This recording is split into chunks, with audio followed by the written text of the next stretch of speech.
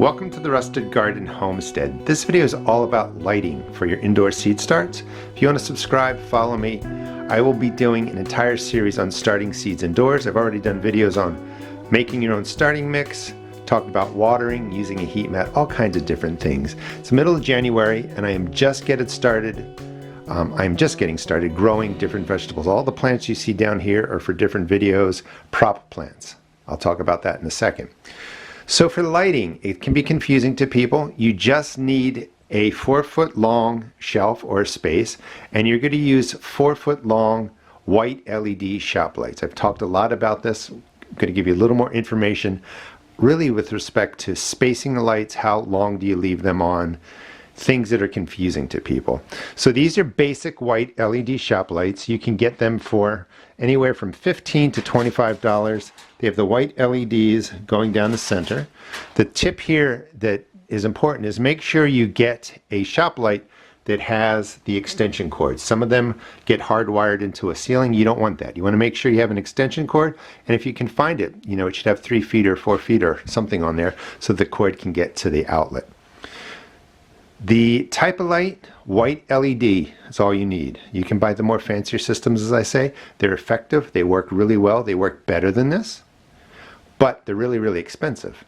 And this is just for really growing your seed starts. We're not growing plants to full production here, except I do have an example down at the bottom, which I will show you.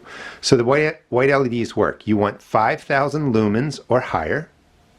That is the intensity of light, that's the brightness that's coming down onto the plant. And you want the light to have a Kelvin value of 5100 or higher. A lot of times you can find 6500, 6500 K or 6500 Kelvin, and that mimics daylight. That's perfect for growing your seed starts indoors. If you find lights that are brighter than 5000 lumens, that means you have more room between the light and the seed starting mix. If you have lumens that are below 5,000, you may have to move your lights closer to the seed starting mix. I'll talk about that in a second. That's what confuses a lot of people. So I'm going to give you some general times before we talk about spacing on how long the light should be on. When you are just seed starting, and this is actually my first true seed start flat for 2023.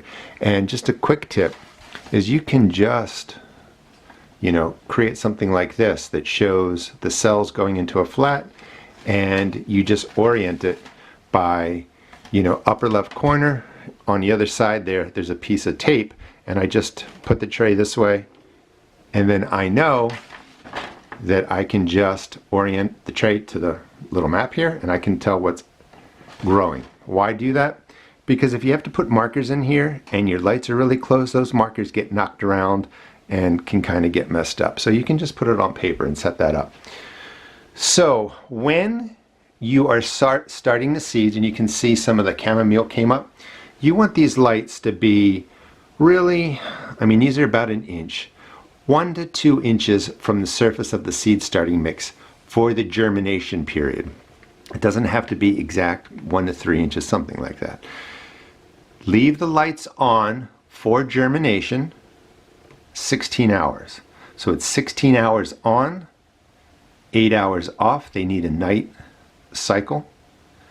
And after these germinate and the cell is gone, you know, maybe a week, 10 days of growing, you can bring the light timing down to 12 to 14 hours. They're less dependent on the light after they've germinated and been growing a while. And the reason you want more light is because when they break that surface, they are racing towards the sun. And if they don't have enough light, they're going to just keep growing upward, and they're going to get tall and leggy. So you want your lights on longer. And you want the lights on before they germinate. Don't wait till you see germination, because you might miss it by 24 hours and you're going to get leggy plants. The white LEDs, one light on 8 hours a day for a year, really only costs about $8 to operate. So you're not saving any money by turning the lights on after germination. You know, you could wait 3 days or something like that. Nothing germinates that fast. But after 3 days, get the lights on, because the chamomile here germinated in about 4 days, actually. It took 5 days at the most for them to germinate.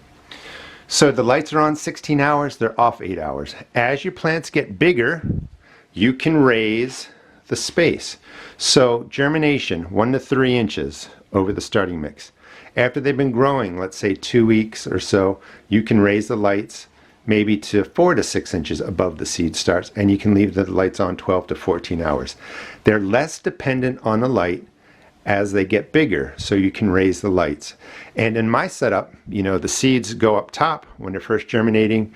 As they get bigger, they're moved down. You can see down here, I even have them up higher. And the reason is you're going to need lights that are higher is because you're going to have your plants that are growing. So I have been able to grow spinach in a container. I eat this, peas for pea sprouts, and I'm growing dwarf tomatoes down there under the white LEDs. So they do work, and you can see all the tomatoes right in there. So they do work for the plants that I'm showing you right now, but I mostly use this for seed starts. Now, this tomato, if you want to subscribe, I am growing this for rootstock and for a different technique of planting tomatoes come the spring. It's too early for me to plant tomatoes. Again, follow me. I will go over the timing of when you start all these plants indoors. That's the basic setup. I even had to put the lights up here on one of the shelves so that I had plenty of room for growing. Now you can see in here there are some dead leaves. That can come from the lights being too close to the leaves. And before I lifted this light, these are contacting the LEDs and it killed them off. So what does that mean? It's going to be hard to know exactly what height to set your lights. 1 inch, 2 inches, 3 inches.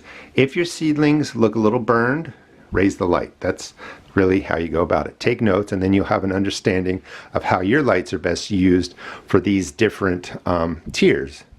The other thing that you want to use is a timer. You can get any kind of timer. It's really makes life much easier to use a timer. I would set this to the 12, 14, or 16 hours depending on the size of the plants, and then all my lights will come on and off by themselves. You can do it by hand, but you have to remember to turn them on in the morning.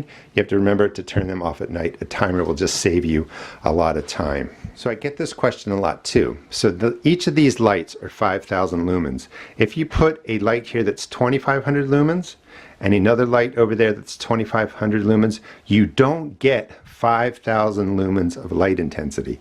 You get a little boost where the lights cross over, but it's not additive. It's not like you could put, you know, a 4,000 lumen light here, 2,000 lumen light there, and then you have 6,000 everywhere. In order to increase lumens, you'd have to put those lights inside of each other to increase intensity. Why is that true? I don't know.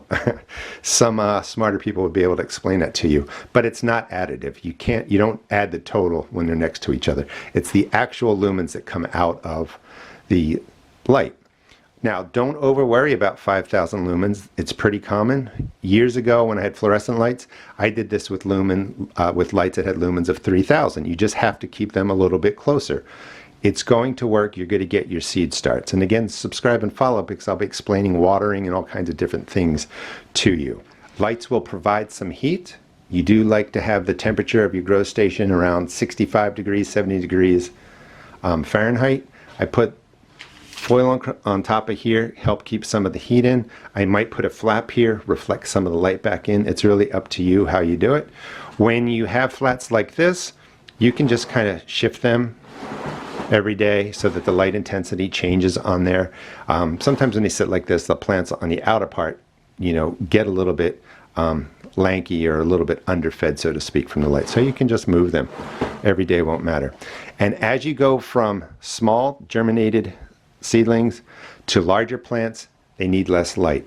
And in fact, when they start getting to this size, these are herbs that I just cut back, you can actually move these to maybe having 10 hours of light. You can put them at a sunny window. They are strong enough now that they're going to survive. And the reason you would do that is to take this out. These guys are going to manage by a window, and then you can start other seeds in there.